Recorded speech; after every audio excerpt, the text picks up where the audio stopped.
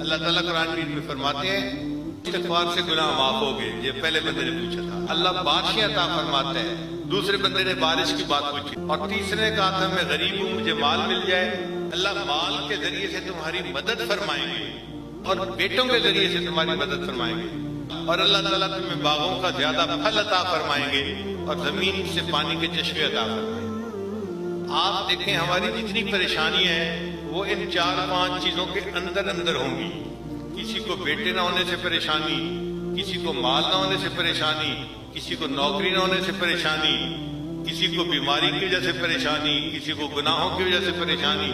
تو اس کا مطلب یہ کہ اگر ہم کثرت سے استغفار کریں تو ہماری ساری پریشانیاں اس ایک عمل استغفار سے ہی ختم ہو سکتی ہیں.